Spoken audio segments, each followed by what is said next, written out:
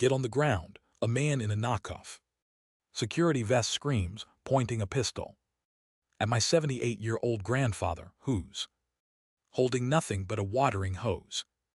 Sirens wail in the distance, my mom, screaming just as fake cop Ken recognizes his grave error. Two black SUVs abruptly stop, and my uncle's FBI unit emerges, armed and prepared for battle. And no, this isn't a movie. This is what happens when a Karen-backed fake HOA plays militia in the wrong neighborhood. Freeze frame. Yep, that's me, the person whose private well HOA Karen tapped into to illegally water her garden. What did I do? I flushed her system with sewage, and let me tell you, that was just the beginning. The viewer instantly wonders, wait, what? How do you even pull that off legally? And how does she not notice? Let's rewind.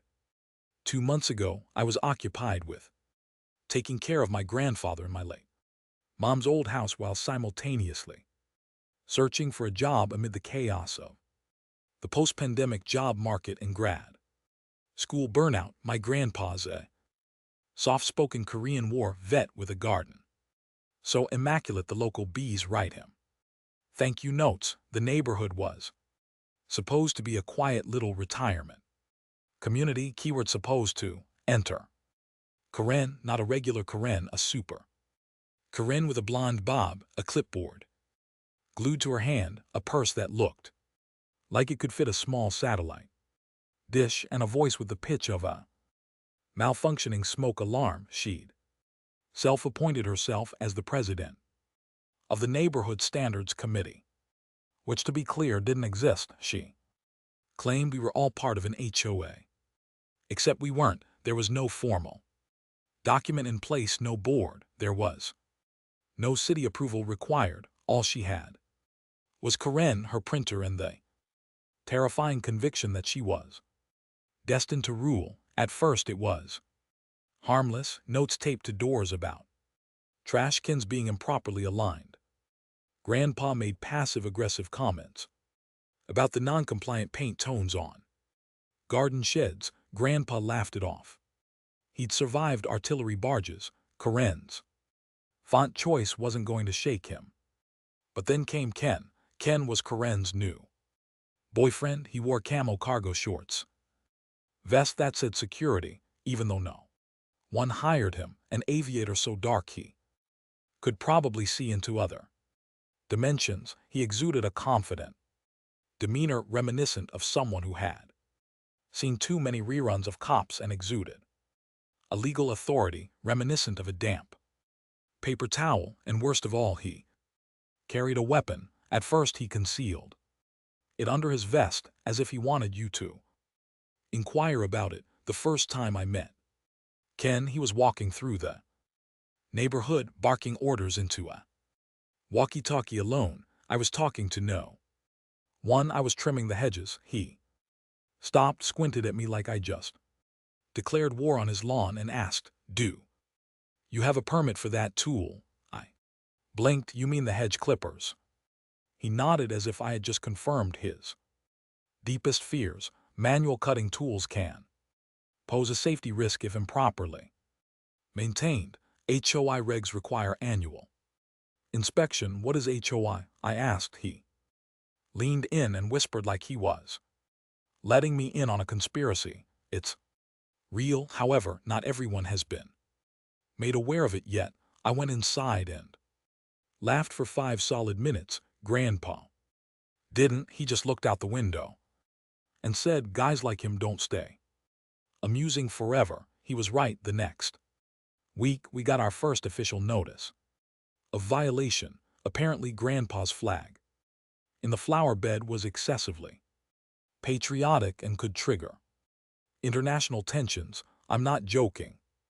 Karen had printed that sentence in Comic Sans. Then came the noise complaints about Grandpa's sprinkler. The thing barely hissed. I recorded it and compared the volume to a whisper. Ken didn't care. He said Grandpa's weaponized water distribution was disruptive to community auditory harmony. When I asked what the hell that meant he offered me a citation and a pamphlet titled Understanding Tactical Landscaping. I wanted to ignore them, but Grandpa was starting to feel harassed. He loved that garden. It was the last thing he and my grandma had built together before she passed. Observing his hesitation before activating the hose stirred my emotions, so I started documenting everything. I stored videos, photos, and timestamp nonsense on my computer. I created a folder called HOA Hellscape and backed it up to the cloud, but I wasn't ready for what came next. Karen, guided by her infinite wisdom, decided to install a community irrigation system. This idea seemed promising in theory. Instead of applying for city permits or using actual community funds, she and Ken redirected underground pipes from properties with wells, including ours. Our private well, my grandfather installed it himself decades ago. Without asking, without telling anyone, she tapped into it to water her newly planted rose maze, a literal hedge labyrinth she called the Zen Zone. I found out when I saw our water pressure tank behaving weirdly. Then came the utility by LLS, then Grandpa's tomato plants started dying because of inconsistent flow. When I confronted Karen, she smiled and said, "We're all in this together. Water sharing is the neighborly thing." "Oh no, lady, you don't steal from a veteran and call it neighborly." I checked the system. She had installed a backflow protector, but it was not done correctly. I rigged it so that instead of drawing water from our well, her garden line drew from a secondary tank I filled with gray water. I used old dishwater, laundry rinse, and a little assistance from the septic pump. I called it community compost tea, and I let it marinate. She never noticed. Her roses started browning. Maize got soggy. She blamed airborne toxins from a nearby barbecue. I smiled.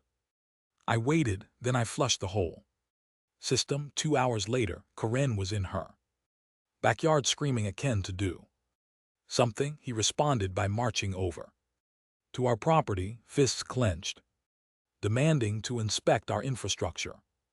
Grandpa was watering his leaves. Ken became alarmed. I was halfway down the driveway when I heard it. "Get on the ground." Ken had a pistol drawn. My grandpa stood frozen, hose still dripping. My mom burst out the front door screaming. I ducked behind the mailbox and hit record. My phone buzzed. It was my uncle, FBI Counterterrorism Division. He'd been following the saga ever since I told him about Karen and Ken at Thanksgiving. I sent him a 3-word text, "Gun Grandpa now." He replied. The estimated time of arrival was 5 minutes. Ken didn't know what was coming. He thought he had this power. He thought we were scared. For a brief moment we indeed felt scared, but then the engines roared. There were 2 black SUVs in the vicinity, screeching tires. The doors flew open. My uncle and his team stepped out fully geared. Karen screamed. Ken froze. The gun in his hand shook, and just as they ordered him to drop it, I saw the garden hose slither down from Grandpa's grip and hit Ken right in the shin with a final splash.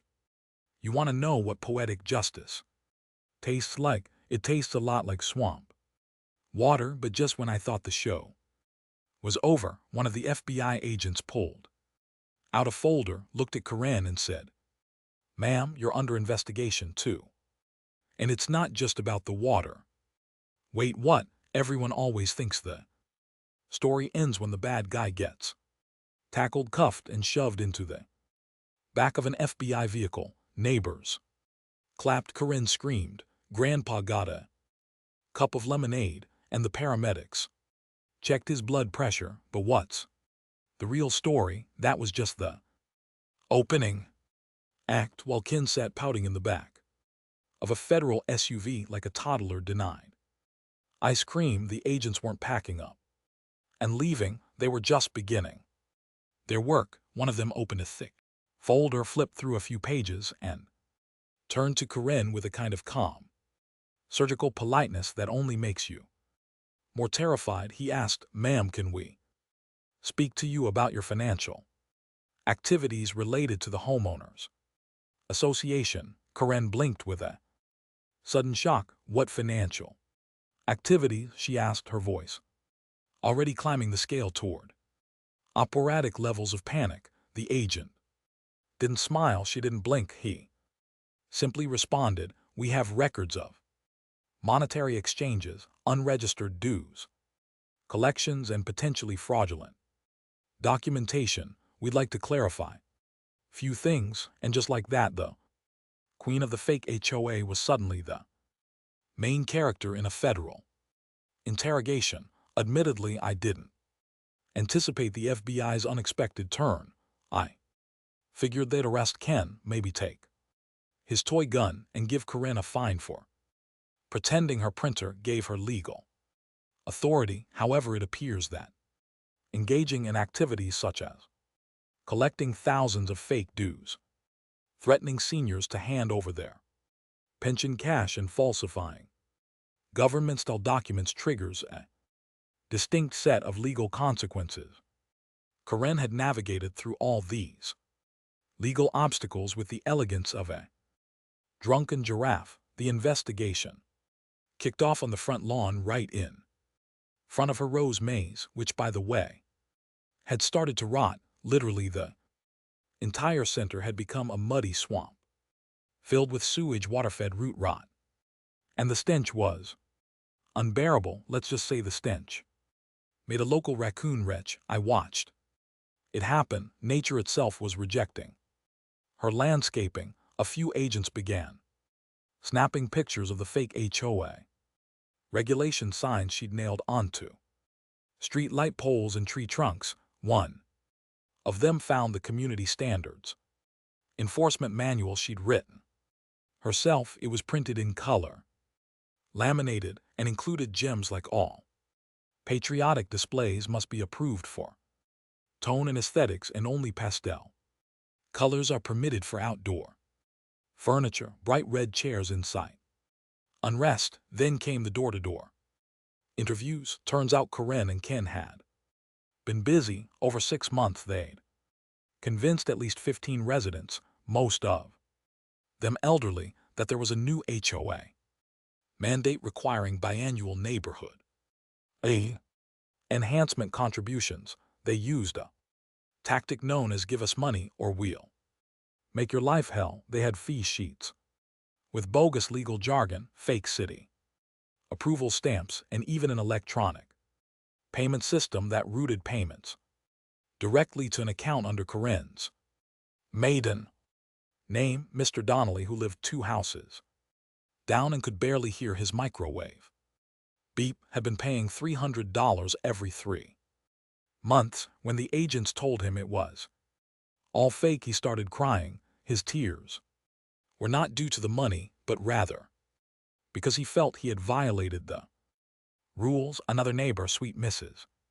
Patel, had been forced to repaint her house at her own expense because Corinne declared the shade of yellow she'd used too emotionally intense. And then there was the backflow incident. Apparently, Corinne and Ken didn't just tap into our private well. They tried to connect 3 others as well, using a maze of underground hoses, half-buried PVC piping, and what looked suspiciously like leftover parts from a kiddie pool pump. One of the wells had been contaminated. Another well had nearly run dry. It was a miracle no one got seriously sick. The FBI photographed it all. They took soil samples. They even dug up part of Corinne's Zen maze to trace the plumbing, which she protested with screams of, "You're violating my sanctuary." No one cared. Meanwhile, Ken faced a challenging journey ahead. Turns out his little pistol was not only unlicensed but also illegal. 3 years ago, a pawn shop 2 states away reported it stolen. Combine that with impersonating law enforcement brandishing a weapon and multiple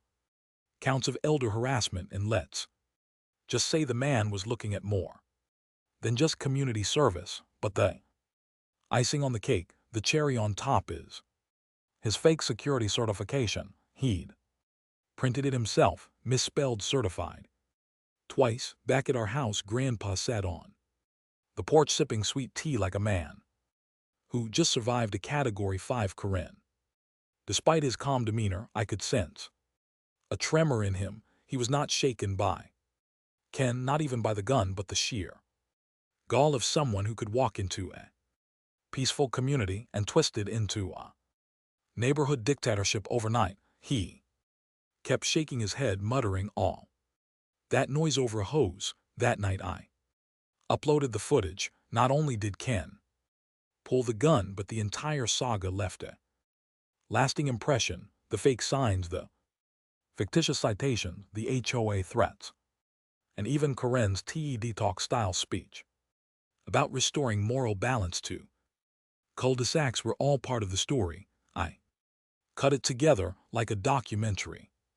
Sarcastic captions, dramatic music, the whole 9 yards. I called it Karen's cult. The story unfolded as a suburban dictator attempted to militarize a garden gnome. By morning it had 50,000 views. By noon it had garnered 200,000 views. Local news called. Then a national news blog picked it up.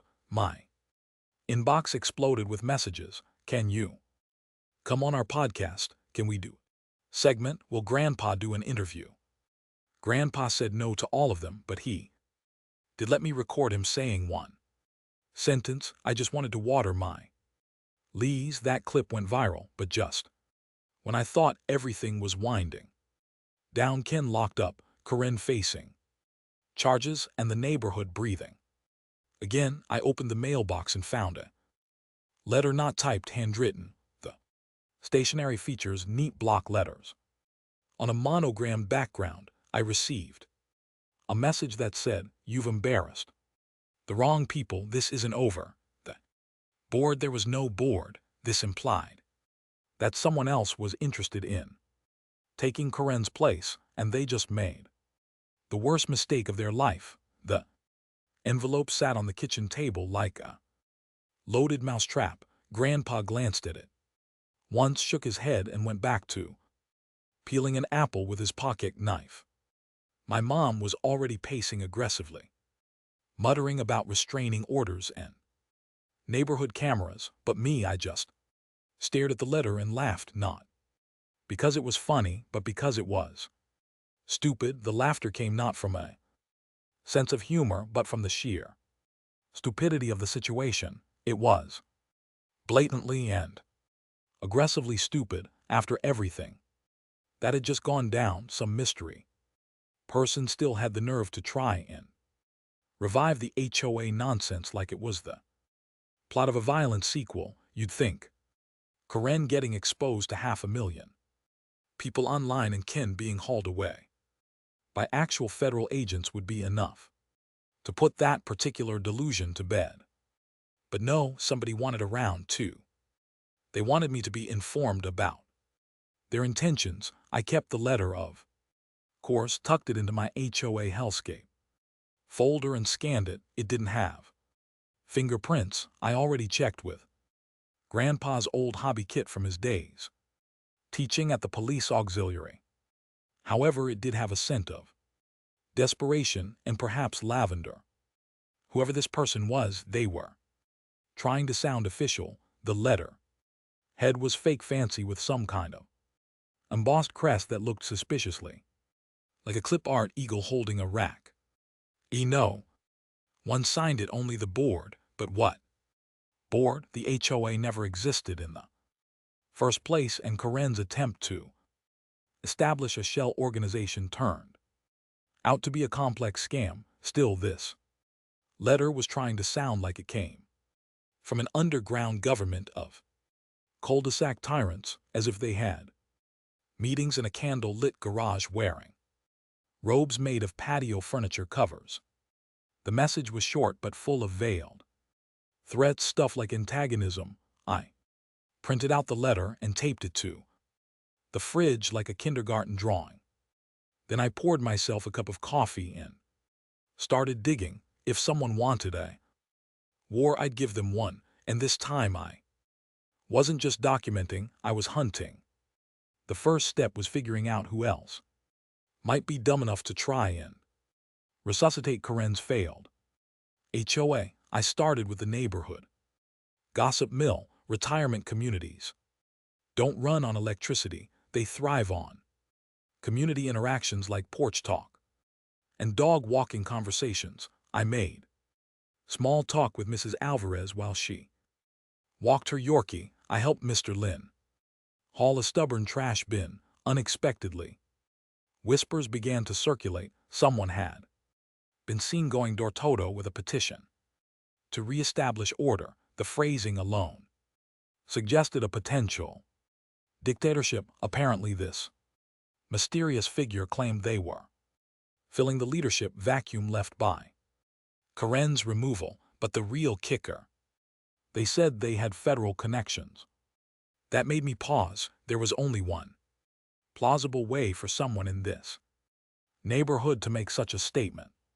With a straight face, either they were deceiving to create a sense of fear, or they were alluding to the fact that my uncle, the real FBI agent, had unexpectedly dropped in. The idea that someone might be trying to counter that with their version of law and order cosplay was both hilarious and dangerous. I had to know who I conducted the neighborhood surveillance game in an old-fashioned manner. There were ring cams, doorbell footage, and motion-activated lights. Several people still had theirs shared with the neighborhood network, and a few had turned their feeds over to the feds.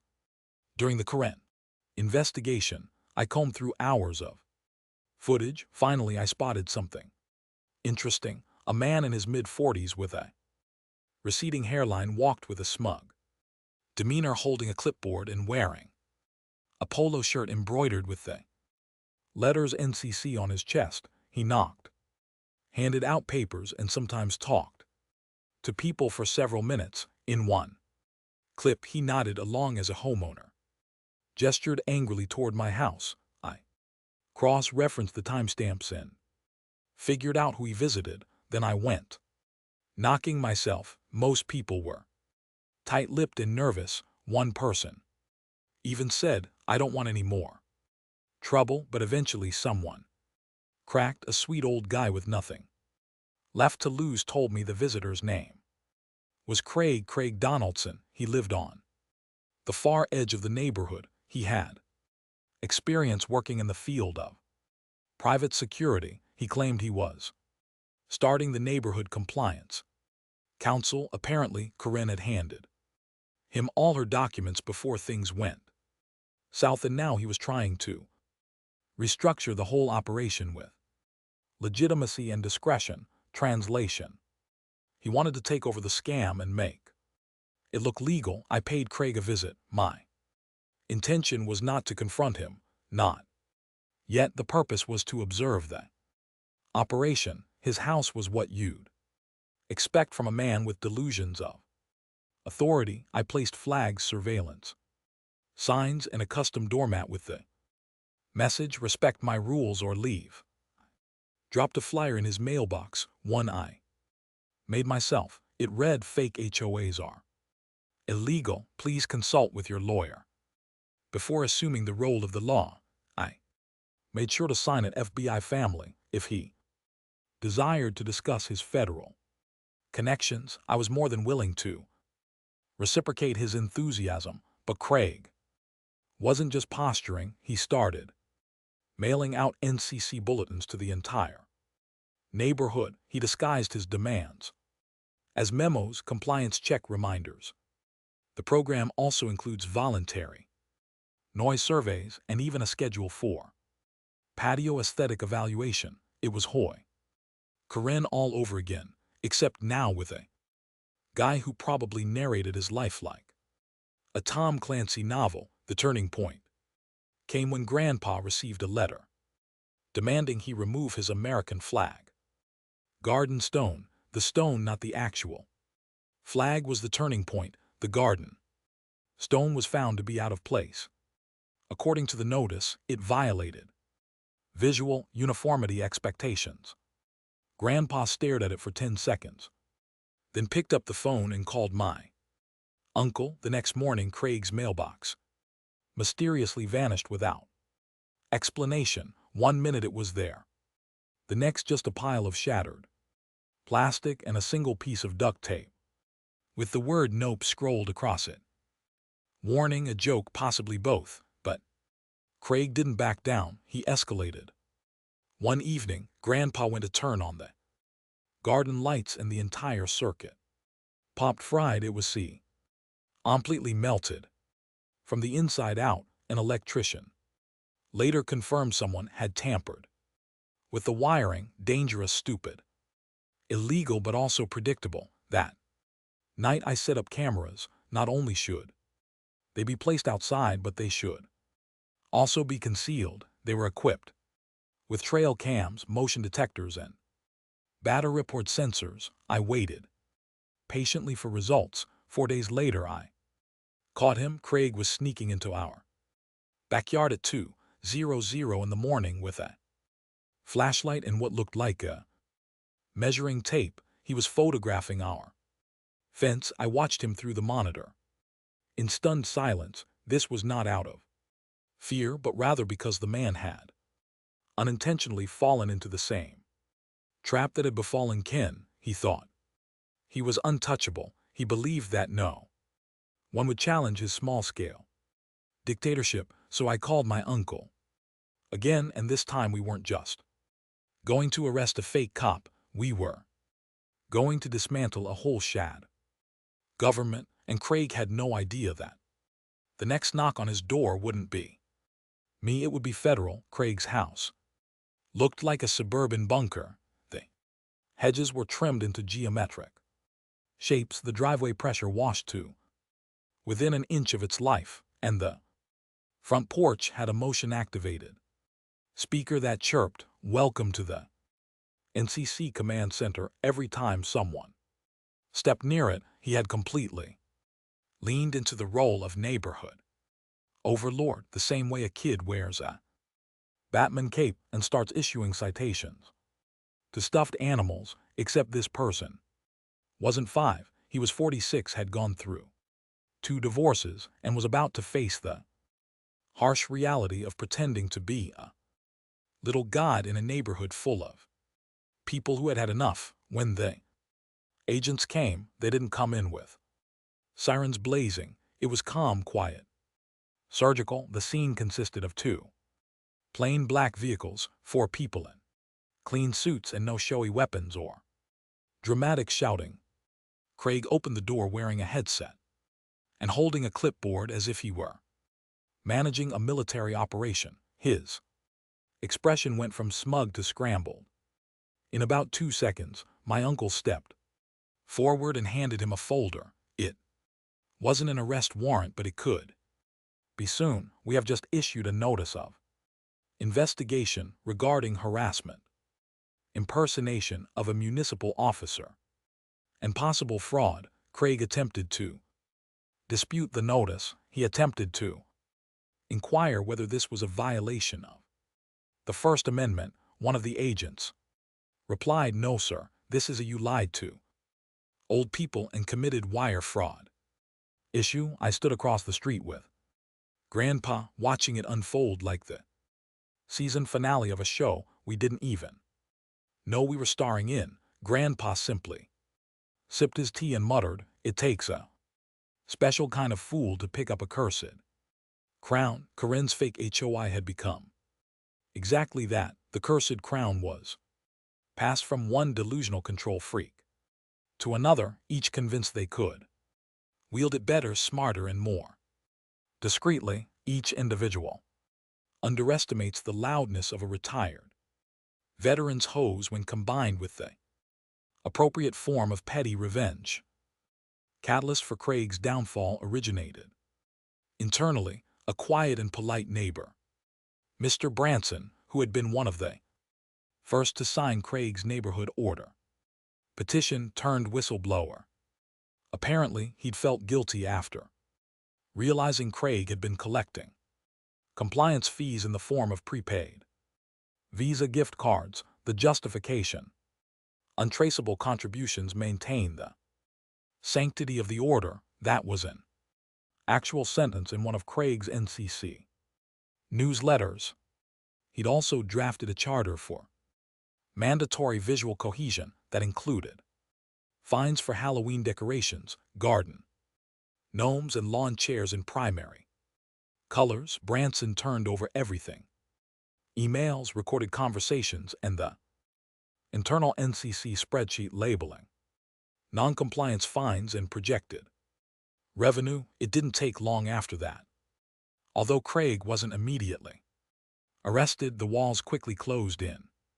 Stop orders were issued. We informed the residents that they should report any further contact from the NCC to federal authorities. The county compiled a formal report and contemplated multiple fraud charges, but what really crushed Craig wasn't the law, it was the neighborhood turning on him. Within days, a dozen houses hung flags, garden signs, and Halloween skeletons. One guy painted his mailbox neon green and installed a small speaker that played circus music whenever anyone opened it. Someone else put a pink flamingo on Craig's lawn with a tiny sign that read, "Freered HOA survivor." Even the people who had previously stayed quiet started joining in, emboldened by the fall of two petty tyrants in 1 month. Grandpa didn't say much. He just went to the garage, built a new planter box, and carved the words, "Liberty grows here," into the side. We set it right the middle of the lawn, surrounded it with flowers, and installed a little solar spotlight to keep it lit at night. It became something of a neighborhood symbol. People would walk by, nod, and take pictures. Kids left little painted rocks around it with smiley faces and freedom slogans. One day someone left a tiny plastic eagle with sunglasses. I kept that one, but it didn't end there. A letter arrived from the city. The letter was not a threat, but rather combination. Apparently the footage of the HOA takedown paired with my video had reached some local officials who'd been fighting fraudulent HOAs for years. They were impressed by the evidence, the composure, and surprisingly the editing. They offered to use our story as a case study for training municipal enforcement officers on how to detect and dismantle predatory neighborhood schemes. Grandpa blinked when I read it to him, then said, "So we're a teaching tool now," and laughed so hard he nearly spilled his iced tea. I posted one final video, a short documentary-style wrap-up titled, "How to Dismantle a Dictatorship with a Garden Hose." It wasn't angry or dramatic, just facts, sarcasm, and a touch of Grandpa's quiet wisdom. It featured clips of the false citations, Craig's ridiculous NCC rules, and Karen's maze as it slowly dissolved into compost. I ended it with a shot of Grandpa watering his leaves while wearing a shirt that said, "Compliance," this with an arrow pointing to his watering can. The video hit 1 million views in a week. And just when we thought things couldn't get to any more poetic, we got a knock on the door. A young man in his early 20s, a bit nervous, holding an envelope, said he'd driven from out of state, handed Grandpa the envelope and said, "My dad used to live here." He was too scared to speak up when the HOA started. But when he saw the video, he said it gave him his voice back. Grandpa opened the envelope. Inside was a handwritten thank you note and a photo of the man's dad standing in front of his house, holding a little flag, smiling. On the back it said, "Thanks for reminding me that dignity doesn't have an expiration date." Grandpa didn't cry, he just nodded, said, "That's worth more than any medal," and invited the young man in for pie. That's the kind of man he is. He Doesn't pursue retribution, just don't let bullies win. Since then, the neighborhood hasn't attempted to revive any HOA activities. We have removed the fake signs. The intimidation has vanished. The garden, still growing brighter than ever. Every Sunday, a small group gathers by Grandpa's porch with lemonade, lawn chairs, and stories. They call it Liberty Hour. It's not official. There's no president, no dues, and no rules. Just people, neighbors, community. And if you listen closely, sometimes you'll still hear those garden hoses turn on in the evening. There's a quiet hiss, slow sweep of water across the leaves, and Grandpa's soft voice whispering, "This is how you keep things blooming." How do you keep things blooming? Buried, shattered, it was replaced by something genuine. Justice, as it turns out, grows best when you water it with a little patience, a little stubbornness, and just the right amount of petty revenge.